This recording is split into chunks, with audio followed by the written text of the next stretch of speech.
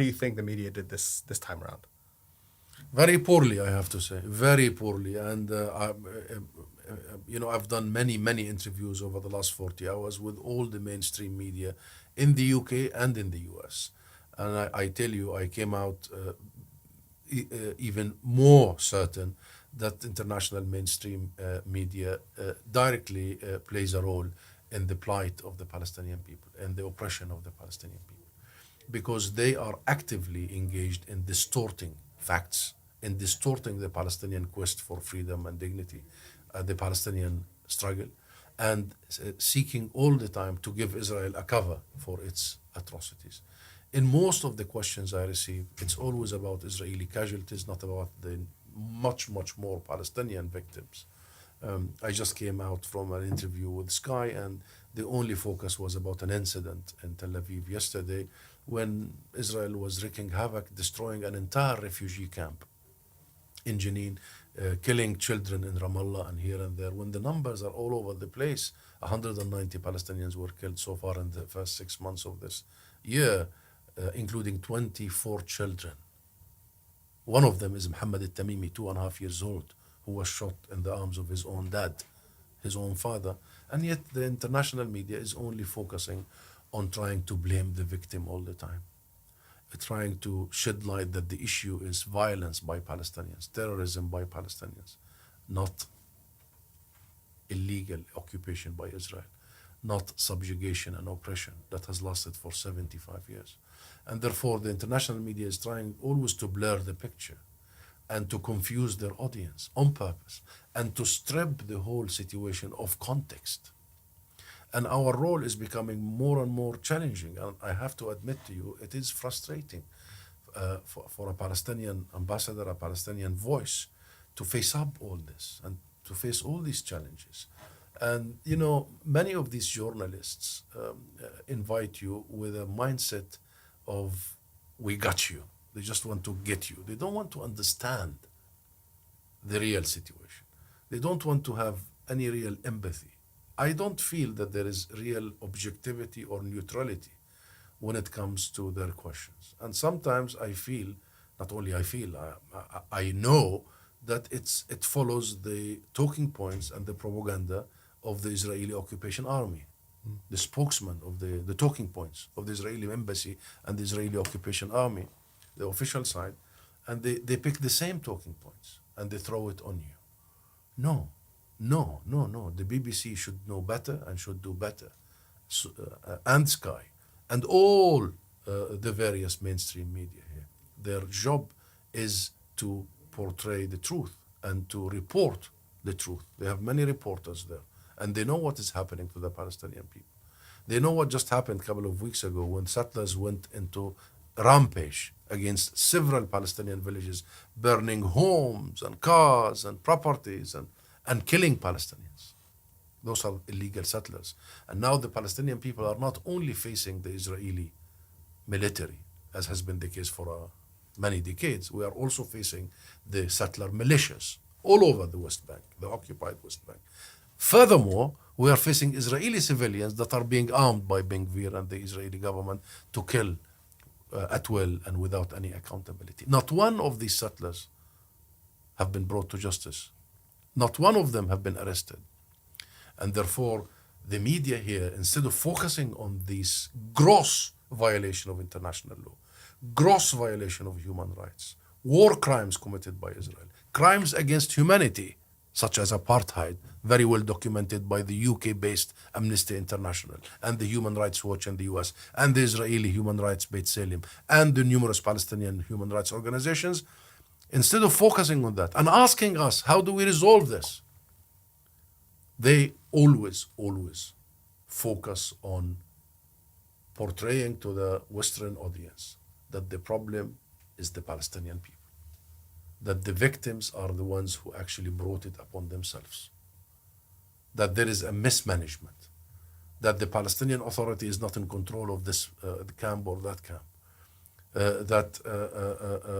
You sit there as an ambassador and you have to tell us, do you condemn your own people? So the media is really responsible for a big part of why this very illegal situation has lasted for 75 years. And I am very grateful that we have alternative media now, and we have social media, because the truth is coming out. And especially the youth in this country and beyond are realizing that actually what is happening is different than what they have been fed for many decades.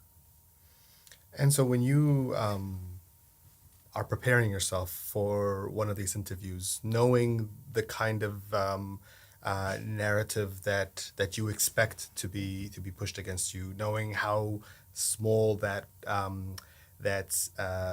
frame that you're given to be able to speak to, what are you bringing into these interviews? What message do you hope to get across? I always hope to represent our people, be a voice for our people, and tell the world the story, the actual story of our people. I always aspire to make sure that I don't get and let the media get away with it. And this is not only me, but every Palestinian voice has the same responsibility. To be a Palestinian representative is the honor of my life, but it's a huge responsibility. This is a cause that has inspired millions of people around the world, that has seen generation after generation of Palestinians defending our rights and keeping the flame, that has international law beside it and with it. And therefore, we must get it right, and we must present the right narrative, and we must challenge the Israeli hasbara and propaganda and spin and lies that have lasted for a long time, with the full complicity of some mainstream media outlets. Now we are much more capable to do so. Now we sit and we set up and we tell all these media and journalists and anchors, you're asking the wrong question immediately. This is not the right question. We call them out. We call them out, and there is no half measures when it comes to representing the plight of the Palestinian people. And I'm not asking for media to be pro this or that. I am asking for media to be pro truth. That's what I'm asking for. Playing with words and always wanting to make the Palestinians appear as if we are the aggressors is a business that is criminal and has gone on for almost 100 years, especially in this country. We are not the aggressors, we are the victims. And I said this to CNN yesterday, that let's establish some very undisputed facts. Number one, we are the people under subjugation and occupation. So our land is occupied. This is the US position, this is the UK, and this is the international community. And number two, as such, every act Israel does in the occupied territory is an act of aggression, every act. And as such, and thus, every act we do is an act of resistance and an act of protest. Yet, the media gets it almost upside down. Completely upside down. The media is so, and I'm not talking about everyone. I'm not generalizing here.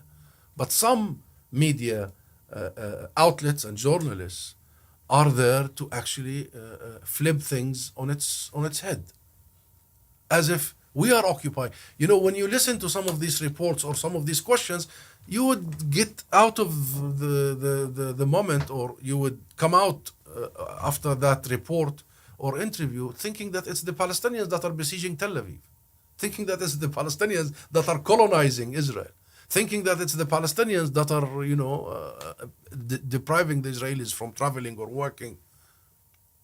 It's unbelievable how media has not really portrayed it the way it was.